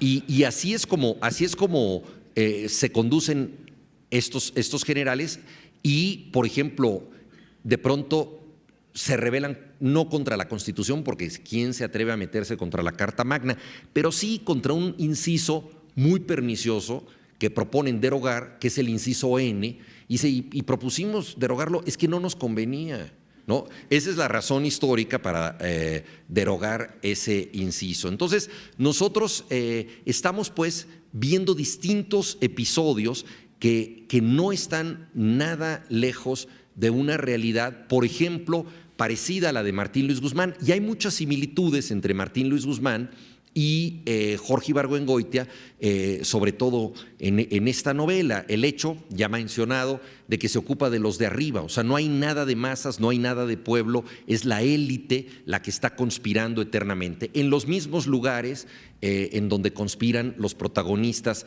de La sombra del caudillo, los trenes, las oficinas, los burdeles, rara vez en el campo de batalla. Hay incluso detalles como, por ejemplo, recordarán ustedes esta escena en la entrevista que dio Martín Luis Guzmán a Blanquel, que mencionamos aquí, que él está en un tren con la cara medio enjabonada y le piden que se baje del tren. Lo mismo le pasa al general Arroyo, exactamente en el vagón con la cara enjabonada que se encuentra a este conocido. Los generales y sus muchas mujeres, ¿no?, que descrito Arroyo como alguien que necesitaba del servicio de muchas mujeres para estar tranquilo, ¿no? Luego también la manera de enriquecerse a través del decomiso, ¿no?, de fincas, a través de confundir lo público y lo privado. Aparece mencionado en la novela Los relámpagos de agosto el periódico El Mundo, que era el periódico que dirigía Martín Luis Guzmán. Aparece mencionado el caso del general Serrano.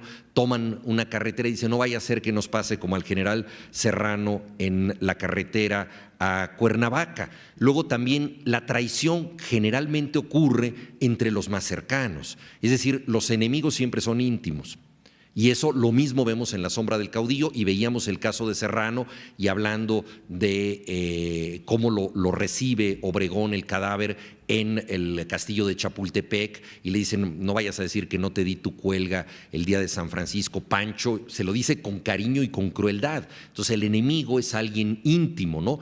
Entonces siempre están desconfiando unos de otros. Por ejemplo, han dejado de ver a un compañero de armas y de pronto regresa y dice: nos saludó con tanta amistad que seguramente estaba en desgracia. Es decir, el cariño y el afecto aumentan, ¿no?, con la tragedia. Entonces, esta manera de relacionarse, ¿no?, con otros. Hay un ejemplo que también proviene no de La sombra del caudillo, sino del águila y la serpiente. En un momento dado dice: bueno, ¿cómo vamos a recaudar fondos? Dice: pues bueno, necesitamos un millón de pesos, pero un millón de pesos es muy difícil de conseguir. ¿Quién nos va a dar un millón de pesos? Dice: bueno, hagamos lo siguiente, un millón de pesos es difícil de conseguir, pero agarren a varios ricos y pídanle a cada rico 100,000 pesos, y si no lo fusilamos, y así conseguimos el millón. O sea, si hagamos 10 ricos y los amenazamos de fusilamiento, así lo conseguimos. Es un estratagema que aparece en La sombra del caudillo y que reproduce él en Los relámpagos de agosto. Entonces hay muchas similitudes,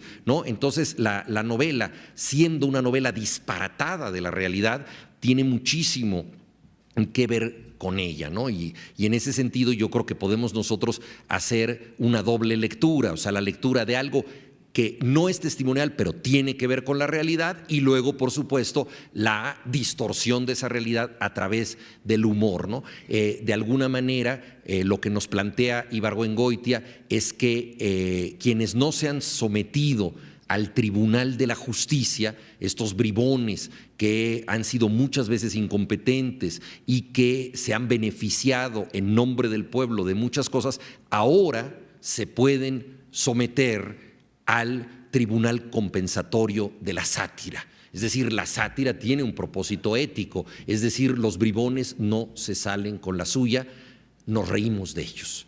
Ellos creen ser los próceres, pero nosotros tenemos la última palabra o la última carcajada, ¿no? Y entonces ahí hay un giro muy importante. Aparece fugazmente en esta novela la población de Cuébano, que va a ser la ciudad donde va a haber novelas canónicas de Ibargüengoitia, como Estas ruinas que ves, por ejemplo, y a la que va a volver muchas veces. Aquí aparece un momento.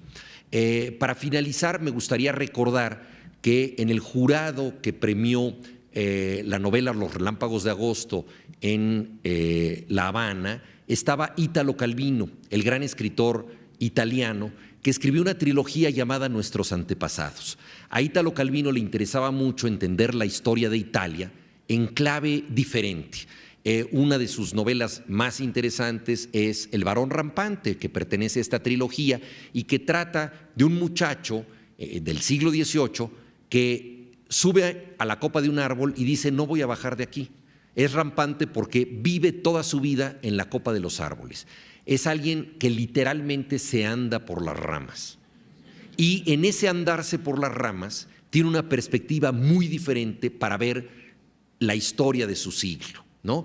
Entonces, algo parecido hace Ibargüengoitia. Es una mirada que no es la del novelista histórico tradicional que trata de reconstruir los detalles en su mayor precisión, sino que trata de arrojar una mirada oblicua, diferente, la de la ironía y la de la sátira. Entonces no es casual que esta novela haya sido tan celebrada por Italo Calvino.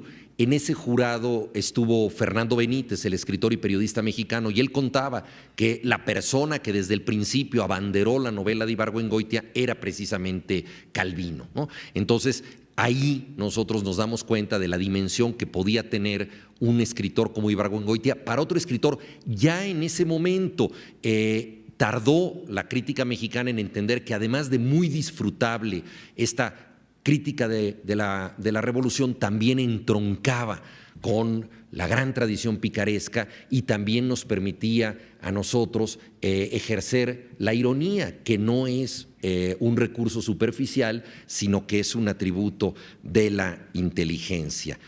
Ibargüengoitia se quejaba, ya lo mencioné, de que cada vez que él terminaba un libro, ¿no?, se leía muy rápido y decía: la gente no sabe cuál es la posteridad de un escritor.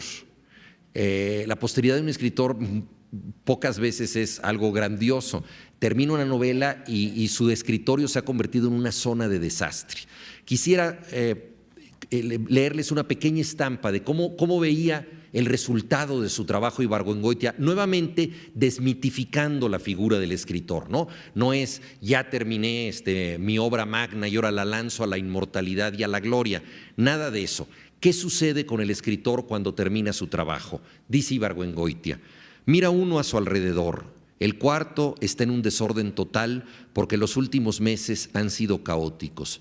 Cuando alguien le dice a un escritor que está en la fase final de un libro, que está descompuesto el foco del baño, el escritor contesta: por el momento no tengo cabeza más que para la novela. Sobre la mesa se han acumulado papeles, recibos, libros, letras de cambio, medicinas para la acidez y una pantalla que empezó uno a arreglar hace año y medio. Ahora sí, dice el escritor, voy a poner todo en orden. Llama al plomero, hace una cita con el dentista, etc. Al tercer día lee su novela y descubre con horror que lo que él escribió en 2 años se puede leer en 2 horas y media. De esta manera entrañable se desacraliza totalmente, o sea, la posteridad que reclamaba para sí Ibargüengoitia no era como la de el grandilocuente Goethe de luz, sino mucho más doméstica, cambiar un foco. Sin embargo, creo que esa luz de Ibargüengoitia es profundamente resistente. Bajo ese resplandor sencillo, su literatura sigue perdurando. Y para concluir, creo que si algún lema puede resumir la tentativa de Ibargüengoitia para sobreponerse a los avatares de la historia y los dolores de la vida, es una frase, un lema que contó una de sus tías de Guanajuato y que tiene que ver justamente con el ejercicio del humor en tiempos desagradables, en situaciones tan difíciles como por ejemplo las que vivimos hoy en día. Parecería que no hay mayor disidencia que sentirse bien, pero esa es la rebeldía a la que nos invita un gran maestro del humor como Jorge Ibargüengoitia, y por lo tanto me gustaría concluir recordando el lema de su tía de Guanajuato, que creo que describe toda su tentativa: la vida quiso que fuera desgraciada, pero no me dio la gana. Muchas gracias.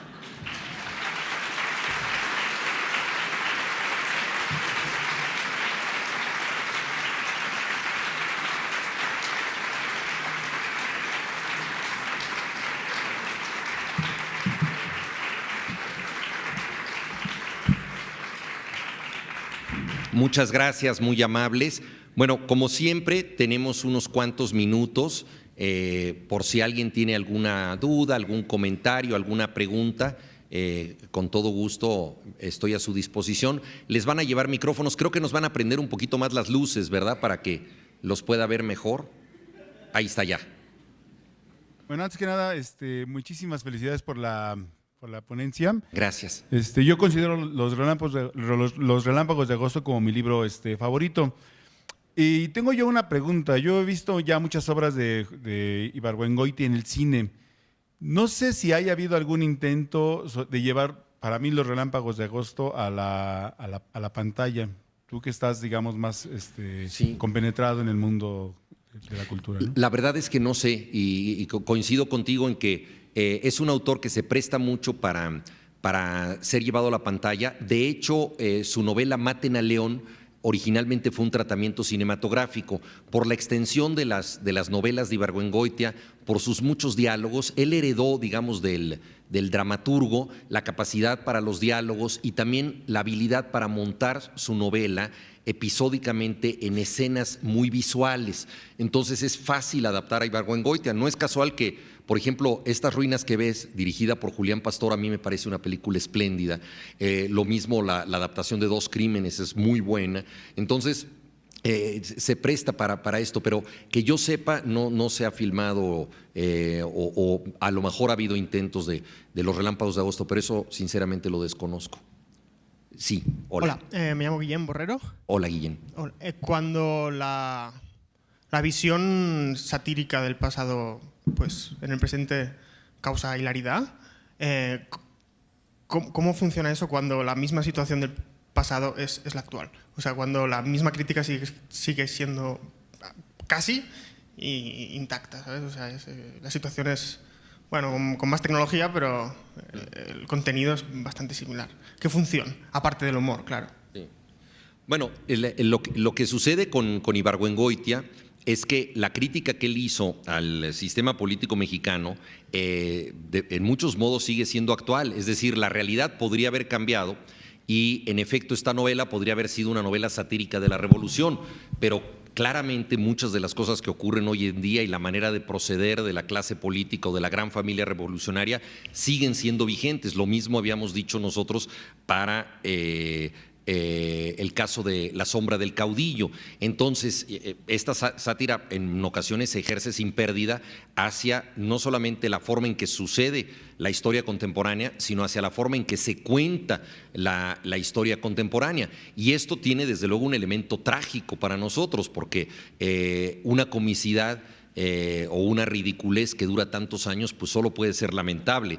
Y eso yo creo que es algo que da mucho de qué pensar, ¿no? Entonces, en ese sentido, yo creo que la actualidad de Ibargüengoitia es doble porque es una obra que se sostiene como tal en su propio ámbito y referida a su propia circunstancia, pero también sigue siendo un espejo de una realidad que ha cambiado en algunos nombres y en algunos protocolos y en algunos hábitos, pero donde hay muchas cosas similares. Y por eso yo pues mencionaba frases de políticos de distintas épocas que se relacionan con lo de Ibargüengoitia, lo cual pues es bastante preocupante, ¿no? Que nuestra historia, que sigamos entrampados en estos mecanismos de la historia de los que no podemos partir o escapar, y eso tiene un elemento, creo que, trágico, ¿no? Sí. Sí, mi nombre es Asmina Tapia y quiero felicitarlo por la conferencia. Mi pregunta es, ¿cuál fue la relación que tuvo con Jorge Ibargüengoitia y cuál fue su libro preferido de él? Bueno, yo la verdad es que la relación que tuve fue fugaz y en realidad no fue una relación. Yo llevé el manuscrito de mi primer libro a la editorial Joaquín Mortiz.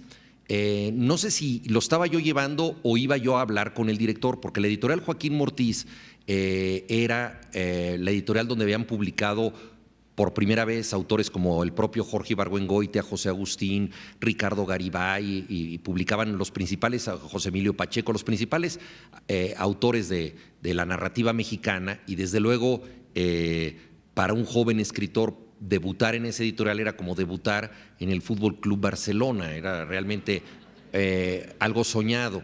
Pero la editorial tenía una característica y es que nos hacía esperar a todos mucho tiempo para publicar.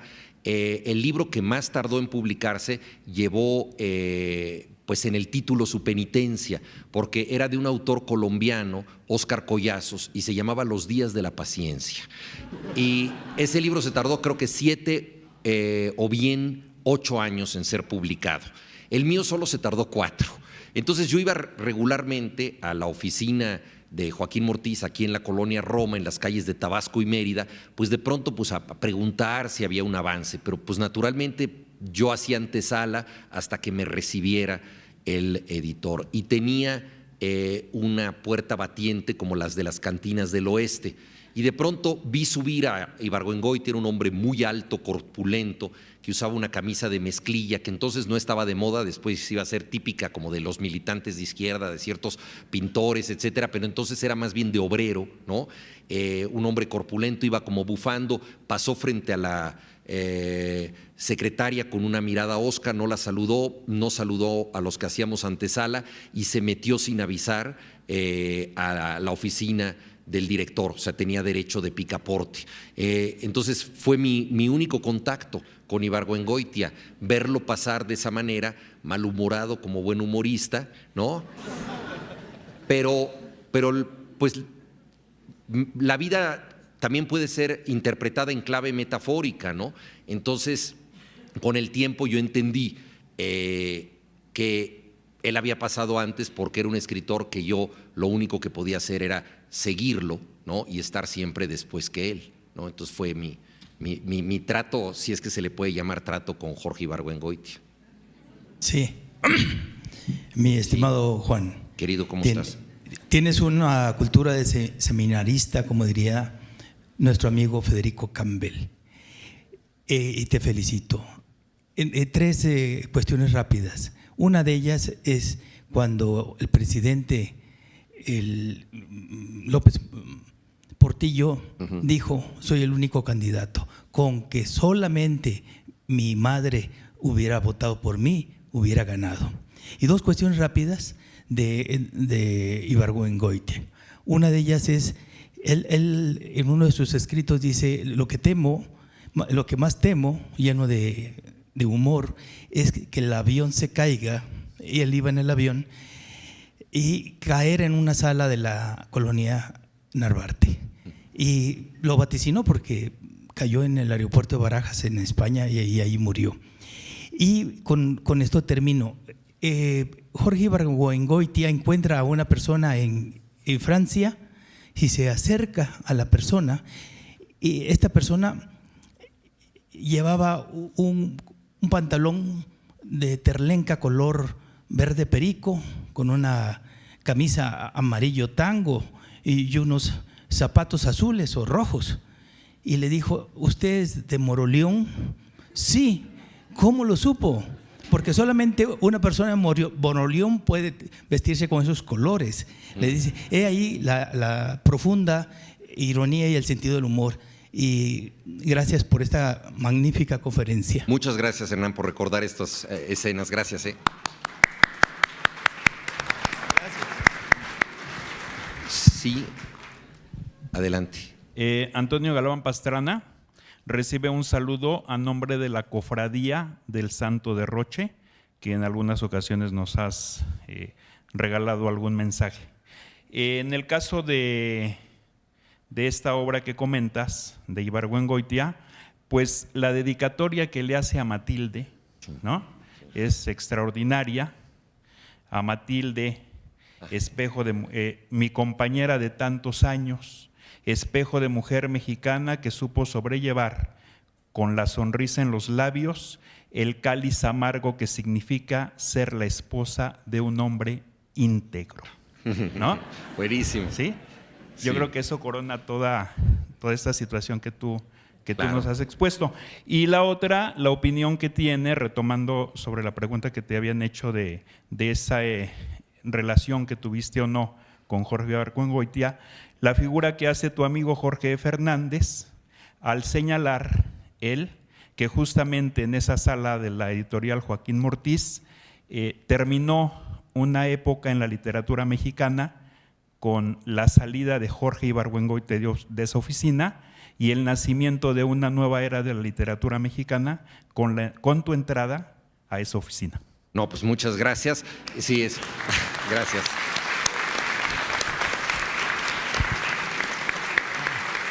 Gracias. Es una opinión muy generosa de Jorge F. Hernández. Sí. Sí. Buenas noches, me llamo José Ramírez Moyao y quisiera preguntarle, en su opinión, ¿qué influencia ha ejercido la obra novelística y las crónicas de Ibargüengoitia en el desarrollo de las letras mexicanas? Gracias. Sí, yo creo que ha habido escritores que se han beneficiado muchísimo de su herencia. Uno de ellos, el ya mencionado Jorge Fernández, quien por cierto también es de Guanajuato, entonces entiende muy bien los registros de Ibargüengoitia. Creo que su obra, por ejemplo, se encuentra significativamente presente en un escritor como Enrique Serna.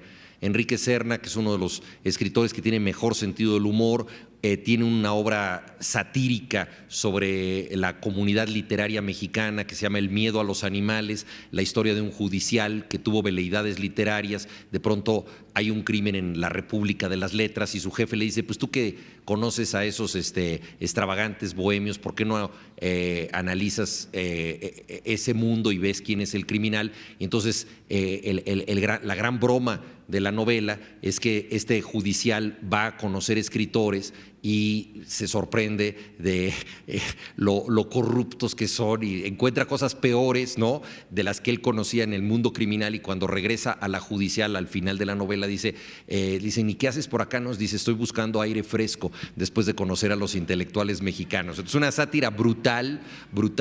Tiene otra que se llama Señorita México, sobre los concursos de belleza, en donde también se nota la presencia de Ibargüengoitia. Yo la encuentro también muy presente en Fabricio Mejía Madrid, un gran escritor que en sus crónicas se beneficia muchísimo de la mirada irónica de Jorge Ibargüengoitia. Pensemos en su compilación Pequeños actos de desobediencia civil, o por ejemplo en su novela crónica Hombre al agua. Hay mucho de Ibargüengoitia. Entonces yo creo que también Antonio Ortuño sería un escritor, yo creo que le debe mucho, autor de, por ejemplo, La fila india. Es un novelista con una ironía muy corrosiva y que también y periodista, igual que Ibargüengoitia, que creo que le debe mucho. En fin, a mí en lo personal, sobre todo en la vertiente de cronista, articulista, me gustaría también tener algo de Ibargüengoitia. En fin, yo creo que su impronta está entre nosotros, y es uno de los autores, además, que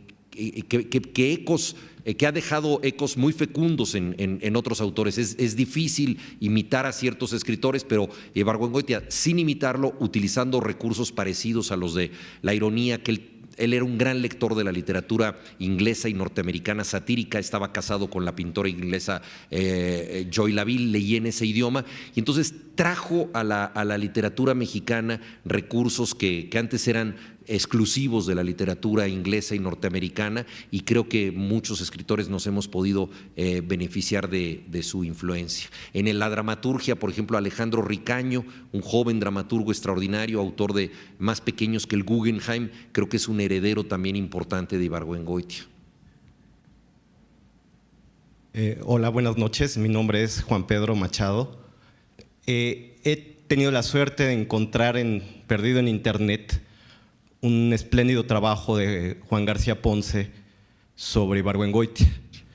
Espléndido no solo por el relato, las anécdotas que cuenta, sino también porque curiosamente tiene mucho humor, cosa tampoco no muy común en un escritor como García Ponce. Esto me lleva a preguntarte si pudieras disertar un poco, si hay tiempo, sobre la generación de Ibargüengoitia. Hablo no solo de escritores, hablo, Felgueres ya se mencionó, la importancia de esa generación de intelectuales en México, pero también, y si pudieras hablar sobre los escritores, ¿qué tan importante es esa generación? García Ponce al final, y él lo reconoce desde un inicio, era menor que Ibargüengoitia. De hecho dice que él lo admiraba, desde los scouts incluso, ¿no? Sí. Pero bueno, al final creó una generación, en mi opinión, parece ser muy importante. Pero tú, ¿qué opinión te merece esa generación de escritores? García Ponce, Luisa Josefina Hernández, por ejemplo, etcétera. Sí, bueno, Luisa Josefina Hernández es protagonista de un cuento de Ibargüengoitia, La vela perpetua. Dos escritores están compartiendo una beca de dramaturgia, y es una historia, digamos, de amor platónico de Ibargüengoitia. Yo creo que la generación de la ruptura, como se le llama, sobre todo a los pintores, Vicente Rojo, Brian Nissen, Fernando García Ponce, Manuel Felgueres, que participaron en muchas exposiciones en común y que fueron decisivos para que se consagrara el abstraccionismo en México, tuvieron como correlato en la literatura a escritores extraordinariamente cultos que practicaron distintos géneros. Yo creo que ahí Ibargüengoitia es un ave rara, porque Juan García Ponce fue un gran crítico de pintura, fue el introductor en México de autores austriacos como Jaimito von Doderer o Hermann Broch, escribió un libro maravilloso sobre Thomas Mann, introductor en México de Pierre Klosowski, gran teórico del erotismo, escribió guiones de cine, es decir, era un autor muy cosmopolita, muy sofisticado y que frecuentó muchas otras literaturas. Lo mismo se puede decir de Salvador Elizondo,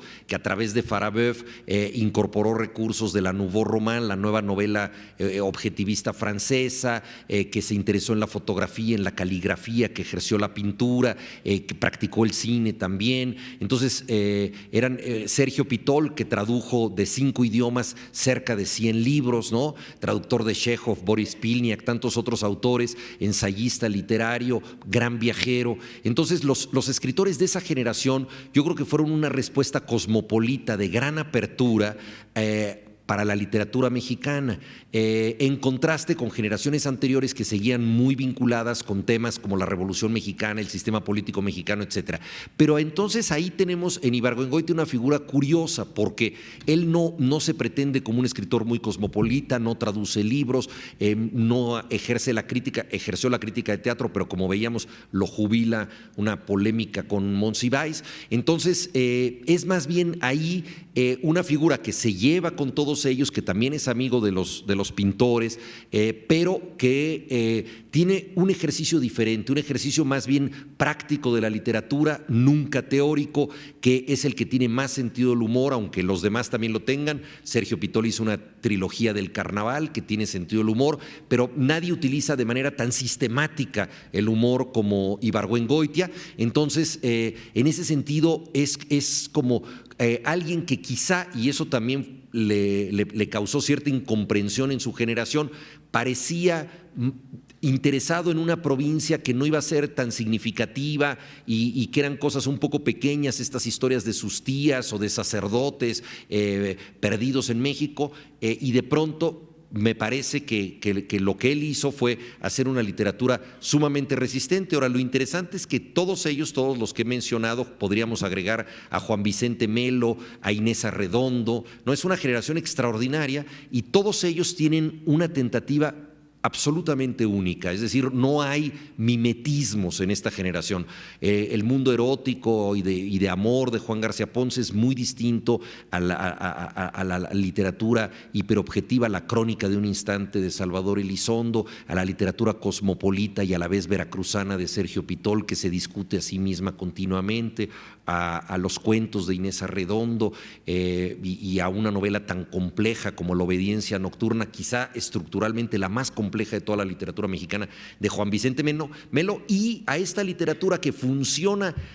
Por ejemplo, de todos ellos, el más interesado en la anécdota, en la trama, en contar una historia, es Ibargüengoitia. Este mecanismo de relojería que yo mencionaba, el más interesado en los diálogos también es Ibargüengoitia. Y por supuesto, la sátira, el sentido del humor, y el que vuelve una y otra vez a la historia de México, y el que entiende que la provincia, mirada en detalle, puede ser tan importante como una gran capital del mundo. O sea, visto de cerca, Cuébano es Atenas, es Roma, es París, ¿no? Esa es la revelación de Ibargüengoitia.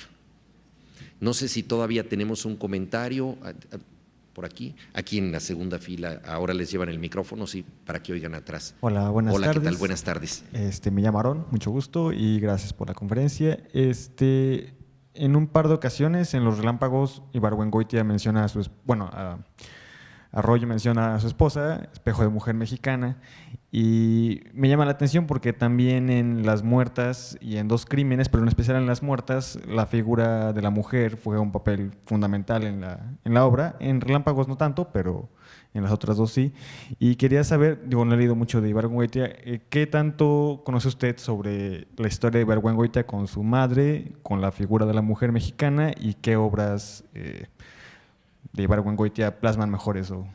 Bueno, Ibargüengoitia estuvo siempre muy cerca de su madre, vivió con su madre, con su tía, muchos años, fue un solterón, se casó después con Joy Laville, y yo creo que pocos escritores se han interesado tanto por el destino de la figura femenina, no como una figura idealizada o una figura ajena a la historia, sino como algo profundamente dramático, como él, sobre todo a través de la novela que tú ya mencionabas, Las Muertas, que es el caso de las Poquianchis. Son dos mujeres, ¿no?, que tienen a 20 chicas secuestradas que dedican a la prostitución. Entonces, esa es una novela que él hizo primero un reportaje guardó durante 10 años ese reportaje y después construyó esta obra que me parece muy interesante tomar en cuenta porque apunta un poco al escritor en que se estaba convirtiendo Ibargüengoitia. Él muere en 1983 a los 55 años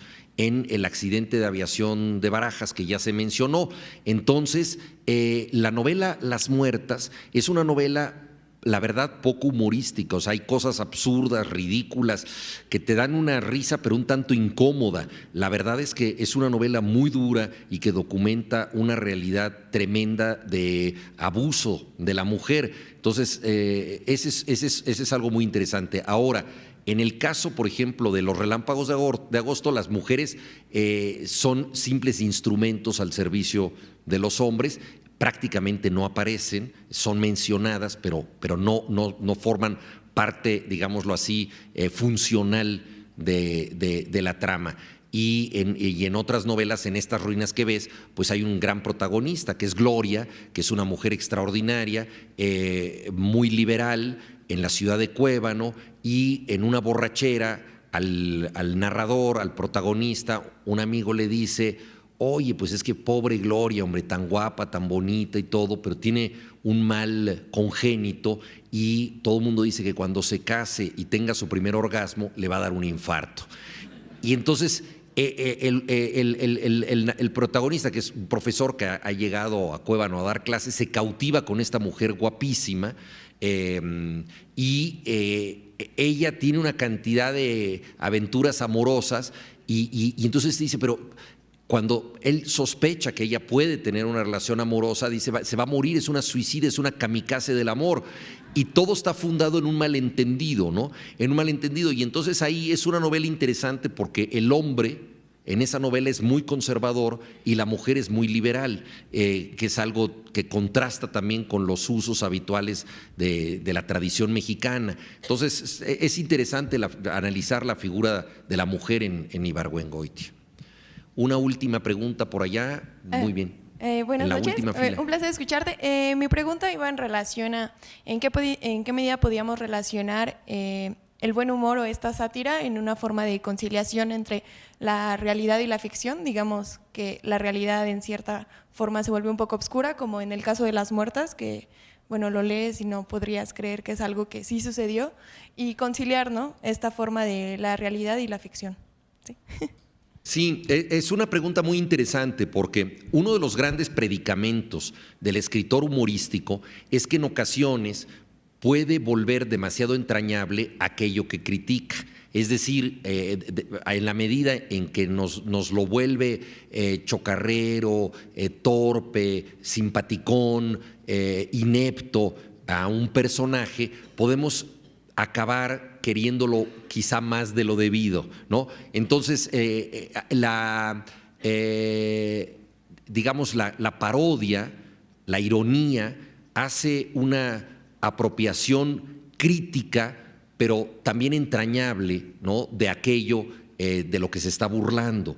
Entonces, nosotros de algún modo nos reconciliamos, pero en forma crítica, es decir, aceptamos a los personajes, los sobrellevamos, hasta nos compadecemos de ellos, pero no dejamos de criticarlos. Y ahí es un equilibrio muy complejo el que tiene que hacer el narrador, porque si realmente sigue él trabajando demasiado por acercarse a los personajes, nos los puede volver demasiado simpáticos. Guillermo Sheridan, que compiló las obras periodísticas de Ibargüengoitia, todas sus crónicas, justamente apuntaba a esto. O sea, llega un momento en que el escritor irónico debe detenerse para decir, no puedo seguir acercándome tanto a los personajes y hacerlos tan simpáticos, porque entonces de villanos van a pasar a héroes. Entonces hay que mantener ese equilibrio y es justo donde trata de mantenerse Ibargüengoitia. Por eso, cuando nosotros ya estamos de pronto más cerca de uno de sus personajes,